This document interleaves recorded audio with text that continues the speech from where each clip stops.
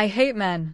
Not in the fun, flirty way you say it when your best friend texts, "He's ghosted me again," and you both respond with skull emojis and "men are trash." No. I hate men like it's my discipline. Like it's a muscle I've trained, stretched, built into my spine. Be me. 22. Final year sociology major. Minor in literature. Full scholarship. Intern at the campus Gender Equity Office. Host of a feminist podcast with a niche but loyal following. My pinned tweet says, "Patriarchy isn't a system, it's a performance." And I've stopped clapping. I say things like, "Romantic attraction is a colonized impulse."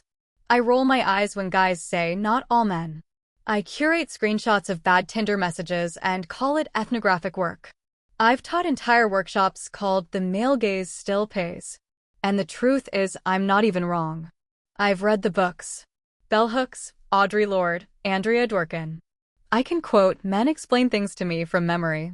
I've watched the girls in my dorm shrink their bodies around bad dates. I've cried with survivors. I've held anger like a sacred inheritance. So when I say I hate men, I say it with precision. I mean the man who locked the door. I mean the man who laughed when she said no. I mean the man who said, "Don't worry, I'm different," and wasn't. But lately, I've been waking up with this strange, sour feeling in my mouth. Like I've bitten something rotten and can't spit it out. Like maybe, just maybe, there's something else going on underneath my rage. It started 2 months ago. A guy, Jonah, joined our feminist discussion group. Which, okay, already annoyed me. The group had always been women-led. Men were allowed to listen, but never talk. Jonah was soft-spoken, always looked like he was about to apologize for existing. Sat at the back. Took notes. I didn't trust it. Probably some performative ally. Soft boy turned savior. The kind who reposts infographics and calls it deconstruction. I expected him to slip up. Say something clumsy. Ask the wrong question. But he didn't.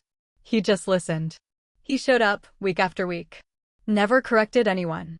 Never center-staged his sadness. Never asked to be thanked. One session, after a heated discussion on reproductive rights, I watched him pick up chairs. Quietly. No fanfare. Just helping. I wanted to scream. Why was he doing this? Why was he being good?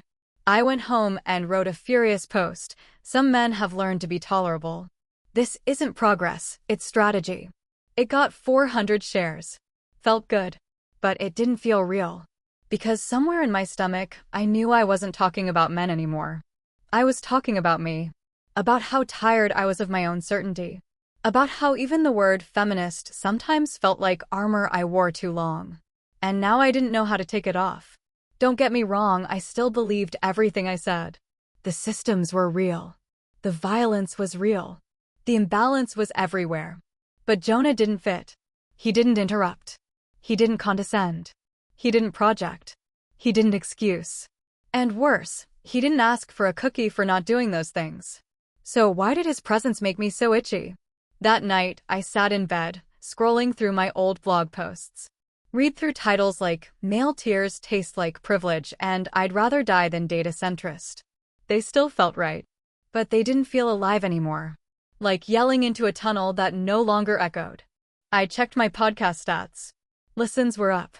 Comments were fire. People loved the rage. They fed on it. And I had nothing else to give. Until Jonah. The guy who asked for nothing, said almost nothing, and somehow ruined everything I thought I knew. The next week, Jonah asked to stay behind after group. I froze. Just me, him, the folding chairs, and this strange, pregnant silence between us. He looked nervous. Not in the way men get when they're calculating how to win something. More like a kid who's about to say he broke the vase, but wants you to still love him anyway. "I just wanted to say thanks," he mumbled. "For letting me be here." I blinked. Letting him be here? He was just listening. No one had handed out invitations. It wasn't ours. It was public. The idea that I'd let him, like I was some gatekeeper of feminist space, made something uncomfortable flicker in my gut. I nodded anyway. Didn't smile. Didn't soften. "You don't need to thank me," I said. Flat. Controlled. "Just keep showing up quietly." He did that small, sheepish smile that men like him always do. Like he's apologizing for taking up oxygen. Yeah, that's the plan. And then he left. Didn't linger. Didn't try to impress. Didn't ask to be included in anything else.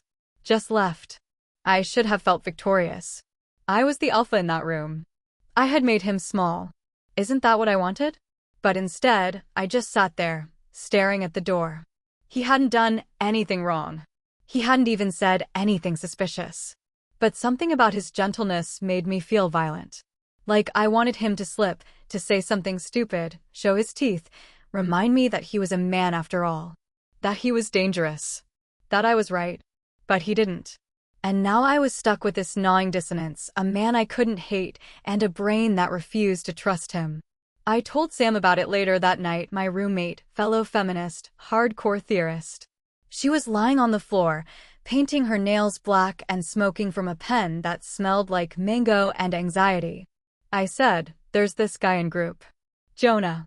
He's too quiet." She raised an eyebrow. "Too quiet? You mad he's not interrupting you?" I frowned. "No, it's like, I don't know. He's listening too well." She laughed. "Girl, you sound like you're trying to catch him being good. Like reverse surveillance." I didn't laugh. Instead, I whispered something I hadn't even admitted to myself yet. "I think I want him to mess up. Just once." That shut her up. Sam put down her nail polish. Looked at me with that tight-lipped empathy she only uses when she knows I've said something true and ugly. "Maybe you should ask yourself why," she said. "What would it prove?" I didn't answer. Because I already knew. It would prove I'm safe. That the story I've built, men bad, women recovering, still holds.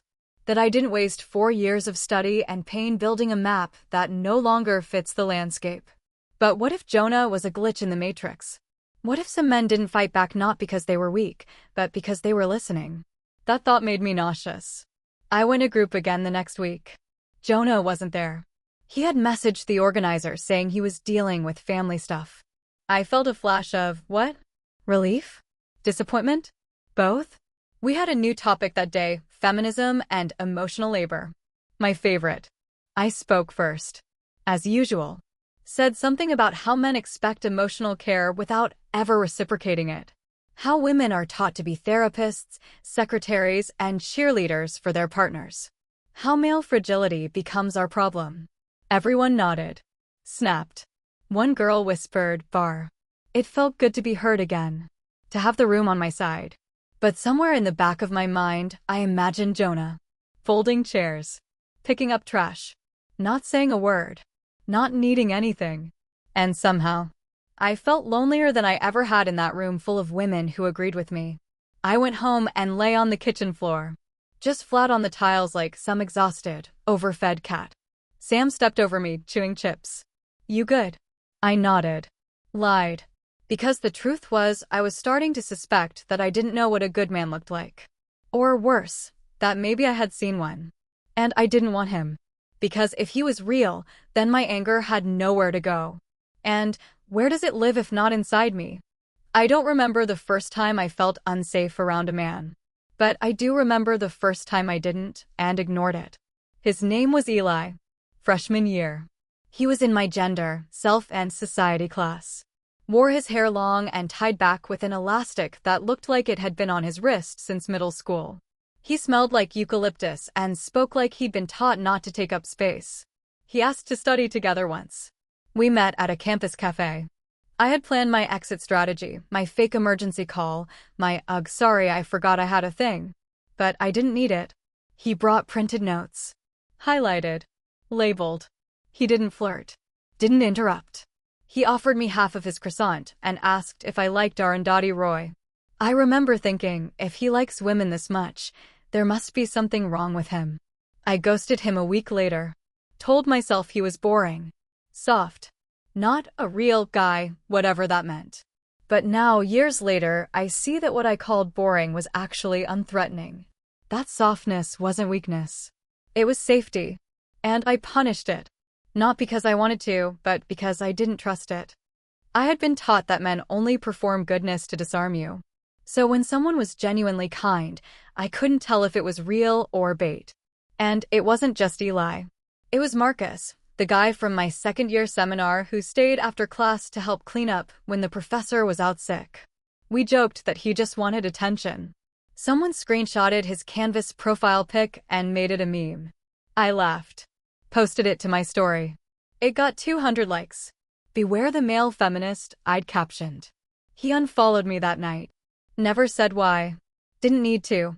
Then there was the guy in my building who held the elevator door even when I was far down the hall. I didn't thank him. I thought if I made eye contact, he might take it as an invitation. Better to pretend I didn't see. He said, "Have a nice day." I didn't reply. All these moments started coming back like a slideshow I couldn't turn off. Not violent. Not traumatic. Just full of effort I had refused to see. Or worse, effort I had mocked. Because the world taught me that men were either dangerous or irrelevant. There was no third option. And yet, Jonah, who returned the next week to our group without missing a beat. He sat down. Didn't try to catch up on what he'd missed. Just listened. Again. During the discussion, which was about digital feminism and visibility, he raised his hand for the first time in 3 weeks. We all turned to him. Surprised. He cleared his throat. "I know this isn't really my space, so I'll keep it short. But I think a lot of guys don't speak because they're afraid they'll say the wrong thing, even if they mean the right one." No one interrupted. "I've sat in this room for weeks," he went on, just listening. "And the more I listen, the more I realize maybe the reason so many men stay quiet isn't because they don't care. It's because they don't believe they're allowed to be unsure. And if they mess up even a little, they're out." He didn't say it defensively. No edge. Just honesty. Vulnerability. The kind that doesn't ask for applause. I stared at him, heart pounding. Because he was right. And I hated that he was right. Because if that was true, then it wasn't just men who were failing women, we were failing them too. Not by denying them power, but by denying them the grace to be human. After the meeting, I followed him out. Not intentionally. Just slowly enough that we ended up walking together. "Thanks for what you said," I murmured. He shrugged. "Hope it wasn't overstepping." "It wasn't," I said. Then added, without knowing why, "You're one of the few guys I've met who knows how to listen." He gave a soft smile. "That's because I spent years talking and getting it wrong." That sentence sat with me for hours. Years. Of getting it wrong. Of being called too much or not enough. Of being ridiculed, ghosted, dismissed. Of learning that even kindness could be read as manipulation. Of realizing that maybe the problem wasn't just what men say, it's that no one ever taught them how. I used to think empathy was dangerous. That it softened my edge. That it was a gateway drug to excusing bad behavior. But now, it felt like the only thing strong enough to hold the contradictions. Men weren't just villains. They were strangers. And I'd never really tried to meet them. I still don't trust men.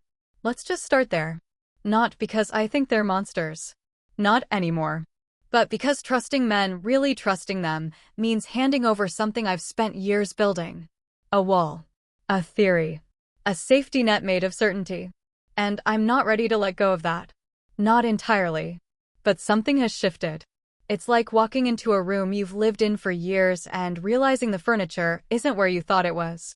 You keep bumping into things. Your muscle memory betrays you. You start noticing corners you never cleaned. That's what this feels like. Not betrayal. Not collapse. Just disorientation. The kind that comes when you realize you were only ever looking in one direction. I still flinch when I walk past groups of guys talking too loud. I still keep my keys between my fingers when I walk home at night. I still hesitate before sitting next to a man on the bus. That part of me hasn't changed. It probably never will. But now I also notice other things. Like the guy on the train who offers his seat and gets ignored, then blushes like he did something wrong. Like the man in the grocery store who carefully asks an employee for help, his voice quiet, apologetic. Like the student in my seminar who gets interrupted and doesn't fight to get his point back, just shrinks. These aren't acts of resistance or heroism. They're just moments. But they matter. Because before, I wouldn't have even seen them. Before Jonah. Before the men's group. Before I heard men say, I feel invisible, and didn't roll my eyes. There's one moment I keep replaying. A guy I matched with on Hinge my second year. He messaged me something simple. Hey, your smile is warm. Made my day. I screenshotted it. Posted it to my close friend story. Captioned it, okay weirdo.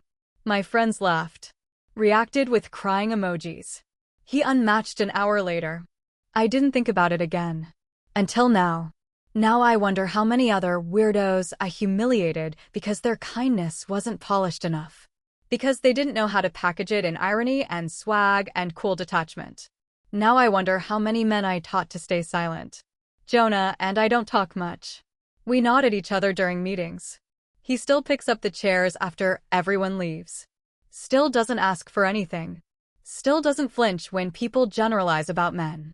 I asked him once, quietly, off to the side, how do you not get defensive? He looked at me, then shrugged. I used to. But then I realized most people are just protecting themselves. And I've hurt people, even when I didn't mean to. So maybe the best thing I can do now is just not add more noise. Not add more noise. That stuck. Because I've made so much noise. Loud feminism. Righteous feminism. Slogan feminism. And it's not that it was wrong. It's that it was incomplete. Empathy is quieter. Harder. Slower. It doesn't go viral. It doesn't clap back. It sits. It watches. It says, maybe I don't know everything. That's where I am now. In the maybe. I still think men have caused harm. But I also think some are trying. And trying isn't nothing. I still think women deserve safety and rage and space to scream. But maybe some men do too. I still don't trust men. But sometimes, when one sends a polite message, when one folds a chair, when one says, sorry, I'm nervous on a first date, I don't roll my eyes. I just nod. Quietly. Because I know now. Trying to be kind in a world that doesn't expect it of you, that's its own kind of bravery. And I'm still learning how to see it.